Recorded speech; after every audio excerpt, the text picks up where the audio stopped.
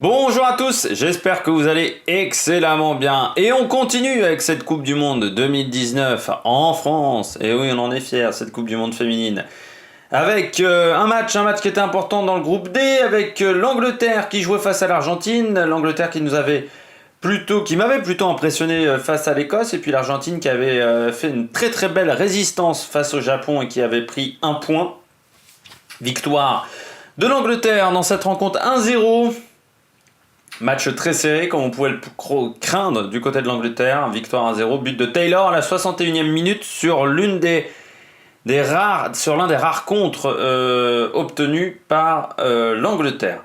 Match difficile pour les Anglaises, domination totale face à l'équipe d'Argentine et pourtant peu de solutions. Pour les Anglaises qui manquaient, je pense, de vitesse, qui n'arrivaient pas à trouver des joueuses sur les côtés qui procurent cette vitesse. Problème peut-être également un petit peu d'animation de jeu. Et puis en face, une équipe d'Argentine qui, on connaît ses qualités, accrocheuse, solidaire, très bien en place tactiquement au niveau défensif, qui au niveau offensif, là, Banini, on l'a peu vu avec Reimes, mais défensivement, ça défend à 11. Et ce qui fait que c'est très difficile de mettre en défaut ce bloc. Et puis surtout quand il y a une gardienne qui fait une très bonne rencontre. Donc on a, je pense, l'Argentine, l'équipe la plus chiante à jouer et qui provoque les matchs les plus chiants de cette Coupe du Monde. C'est vrai que les matchs de l'Argentine sont quand même pas hyper fun à regarder. Enfin, ça dépend parce qu'au niveau de la défense, voir combien de temps elles vont tenir, ça permet d'apporter un petit peu de suspense dans ces rencontres. Mais c'est sûr que certains pourraient s'attendre à mieux. Et puis en face, l'Angleterre qui avait pourtant fait un bon match face à l'Écosse, mais qui a eu toutes les peines du monde à trouver des solutions dans cette défense de l'Argentine. Les top et flops, comme vous en avez l'habitude, on commence du côté de l'Angleterre. La maîtrise du ballon. C'est ce que j'ai apprécié du côté de l'Angleterre. Les joueuses de l'Argentine n'ont pas eu le ballon pendant toute la rencontre. C'est le chiffre le plus important de possession de balle depuis le début de cette Coupe du Monde. 76% de possession de balle pendant toute la rencontre. L'Argentine a été inexistante. Si vous avez le ballon, vous avez quand même peu de chances en face de vous faire avoir par des contres. Mais ça veut dire également que vous avez peu de chances également que l'Argentine se fasse aspirer et des lignes qui s'écartent et une défense qui s'écarte un petit peu pour donner des solutions et de faire des intervalles dans leur placement et dans leur maillage défensif. Peut-être ça a été le souci de l'Angleterre, c'est d'avoir quasiment trop le ballon pour pouvoir gêner l'Argentine. Mais c'est vrai qu'avec cette maîtrise du ballon à 76%, bon, c'est un match où défensivement les joueuses anglaises n'ont pas été vraiment mises en défaut et n'ont pas été vraiment très stressé par les offensives de l'Argentine. Ce que j'ai aimé du côté de l'Angleterre, le pressing. Vous savez que j'adore le pressing. J'en parle beaucoup, j'ai l'impression que c'est un petit peu de lubie pour moi depuis le début de cette Coupe du Monde, le pressing, je ne sais pas pourquoi. Mais oui, le pressing anglais, face aux petites équipes, c'est quand même un truc qui marche plutôt pas mal. Et elles l'ont plutôt bien réussi, elles l'ont plutôt bien maîtrisé également, c'était bien coordonné, c'est pour ça également que l'Argentine a eu toutes les peines du monde à sortir de son camp ballon au pied. Il fallait souvent envoyer de longs ballons parce que vous aviez tout de suite 1, 2, 3 joueuses anglaises sur la porteuse de balle. Et là, dans ce genre de cas, pour trouver des solutions, c'est quasiment impossible. Et ce qui a permis à l'Angleterre de récupérer des ballons dans des zones ultra dangereuses et d'essayer de mettre en défaut cette équipe de l'Argentine. Ce que j'ai aimé également du côté de l'Angleterre, c'est l'engagement physique. On sent que ce sont des joueuses qui se donnent à 1000% dans leur rencontre. Il y a beaucoup d'engagement et pourtant peu de fautes. C'est-à-dire qu'elles maîtrisent cet engagement physique. Donc ça veut dire qu'elles ont une bonne maîtrise technique également. Parce qu'il faut avoir la maîtrise technique pour réussir à faire des tacles engagés mais sans se prendre de carton jaune. Et c'est vrai que du côté de l'Angleterre, eh bien, elles ont réussi cela. Elles ont fait un bon match de ce côté-là, les Anglaises. Donc ça, c'est une bonne nouvelle pour les Anglaises. Mais je trouve que physiquement, elles sont déjà très prêtes. Peut-être trop prêtes même, les Anglaises. dans cette Coupe du Monde. Voilà. Et puis bon, il y a toujours Alors là, il n'y a eu pas de crampes pour Mid, hein, vous avez vu. Par contre, les joueuses de l'Argentine, physiquement, c'était pas simple.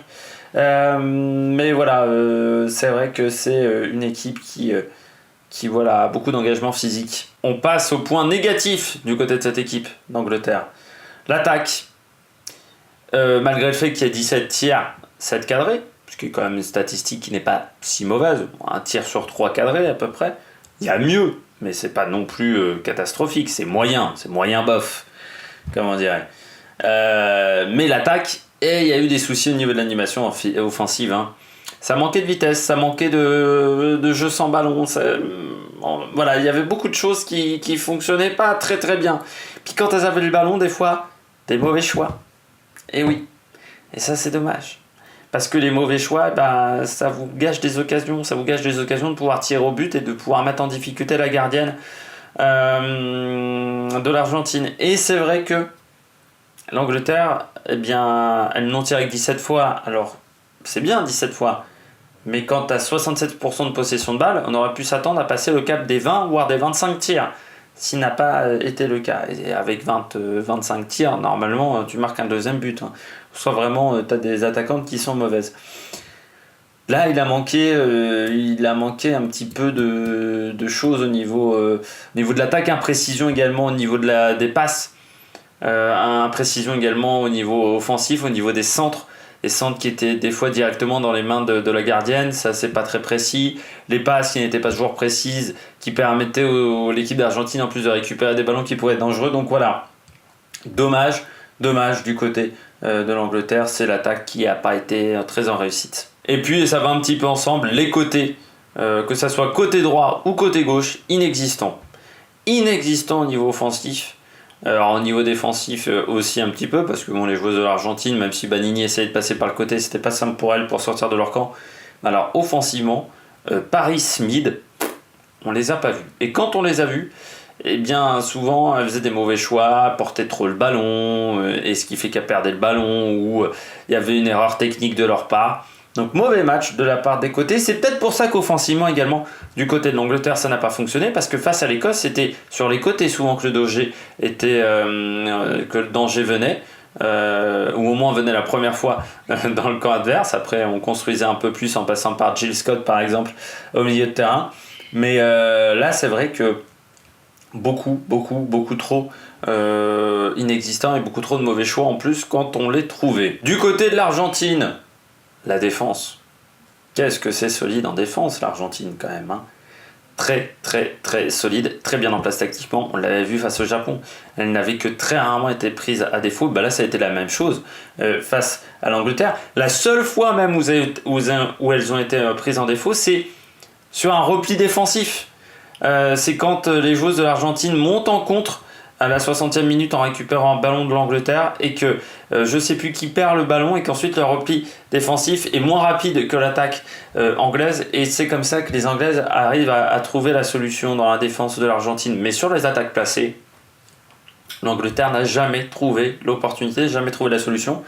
Elle n'a encaissé qu'un but au final, les joueuses de l'Argentine, en 2 matchs. Or, c'est une équipe qui a peu de moyens dans cette Coupe du Monde. Hein. On n'en parle peut-être pas assez de l'Argentine, mais c'est vrai que autant en Afrique, j'ai envie de dire qu'il n'y a déjà pas de moyens pour les garçons, donc il n'y a pas de moyens pour les filles non plus. Par contre, du côté de l'Amérique du Sud, il y a des moyens pour les garçons, mais alors pour les filles, c'est vraiment très complexe. Et l'Argentine, par exemple, elles n'ont pas d'argent, ces joueuses-là. Elles ont dû dormir pendant la Copa América dans leur bus, tellement il n'y a pas de moyens. On leur donne, je crois, $4 par jour. C'est affreusement ridicule. Donc, et quand elles ont demandé une hausse au niveau de leur rétribution financière, eh bien, elles ne l'ont pas obtenue. Donc voilà, c'est pas forcément des conditions faciles, et pourtant elles ne prennent qu'un but et elles ont un point dans cette Coupe du Monde.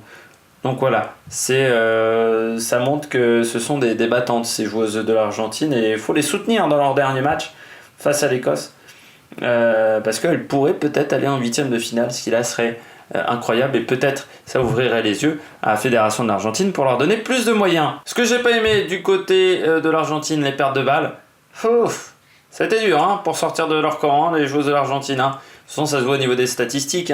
Possession de balle, simplement 24%, c'est extrêmement faible. Ça montre la domination de l'Angleterre au niveau de la maîtrise du ballon. Eh bien, c'est ce qui leur a manqué. Offensivement, elles ont eu dans la rencontre 3-4 cartouches grand maximum. Reimes a dû toucher 2-3 ballons pendant la rencontre. Banini, c'est à peu près peut-être touché plus, mais c'est maximum 5 ou 6. C'est pas suffisant. C'est des joueuses qui en plus ont besoin de ballons pour pouvoir s'exprimer. Surtout Banini, je pense que c'est une fille qui perd pas mal le ballon, qui est bonne techniquement, mais qui veut peut-être toujours un petit peu trop en faire. Donc c'est pas toujours facile, mais voilà, il a manqué un petit peu trop de choses, un petit peu trop de ballons du côté de l'Argentine pour pouvoir mettre en difficulté l'équipe d'Angleterre et pour pouvoir peut-être essayer de conserver le 0-0. Et ça se voit également, c'est que physiquement, comme elles n'avaient pas le ballon, elles ont couru après le ballon et qu'il y a une joueuse au bout de 40 minutes, elle a déjà des crampes. Donc voilà, c'était pas simple pour elle physiquement et je pense que le dernier match, en sachant qu'en plus elles vont peut-être avoir un petit peu moins de récupération que d'autres groupes, il y aura peut-être que 4 jours entre les deux matchs là, ça va pas être facile du tout. Et puis la défense en difficulté sur les replis défensifs, il y en a eu 2 ou 3 dans le match et c'est là où l'Angleterre a été la plus dangereuse. C'est une défense qui est bien en place quand les attaques sont placées. Mais par contre, elle a du mal dès que l'équipe adverse arrive à mettre de la vitesse et surtout de la profondeur dans son jeu. Parce que là, elles sont souvent prises en défaut et ça a été le cas du but de l'Angleterre qui a été sur une situation de ce type-là. Donc voilà, peut-être travailler ce domaine-là parce que l'Écosse va essayer de faire la même chose. C'est une équipe qui a beaucoup de vitesse de jeu. Puis essayer d'apporter un peu plus offensivement. Ça serait pas mal du côté de l'Argentine, mais pour pouvoir apporter un peu plus offensivement, il faut avoir des ballons. On passe aux joueuses du match et on commence du côté de l'Argentine avec ma top joueuse, Vanina Correa, la gardienne de but de l'Argentine. Gros match. Parce que du côté de l'Angleterre, il faut quand même rappeler qu'il y a 7 tirs cadrés simplement à but. Eh bien, c'est parce qu'elle a été présente dans les buts. Elle a fait des arrêts décisifs pour éviter à l'Argentine de se prendre un écart plus important au score.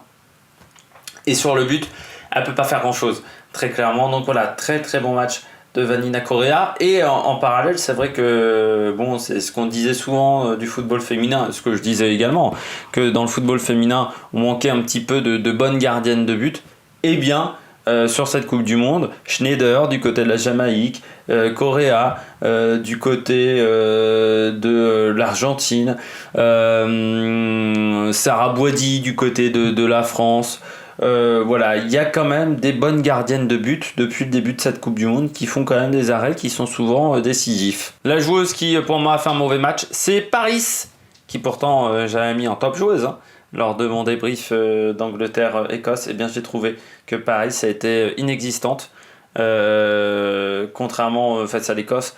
Et puis quand on l'a vu, comme je l'avais dit hein, sur mon débrief sur les côtés, eh bien on a fait des mauvais choix, des fois fait des centres alors qu'il n'y a personne dans la surface de réparation, ce qui n'a aucun intérêt. Il faut attendre que les soutiens arrivent. Donc voilà, trop de mauvais choix de la part de cette joueuse anglaise qui pourtant a un potentiel énorme, mais qui a 24 ou 25 ans, donc est encore un petit peu jeune. Et voilà, fait parfois des mauvais choix. J'espère que vous avez aimé cette vidéo. N'hésitez pas à réagir dans les commentaires, n'hésitez pas à vous abonner, n'hésitez pas à mettre un pouce bleu si vous avez aimé. Et nous, on se retrouve pour de nouvelles aventures sur l'Amérique Production. Ciao ciao!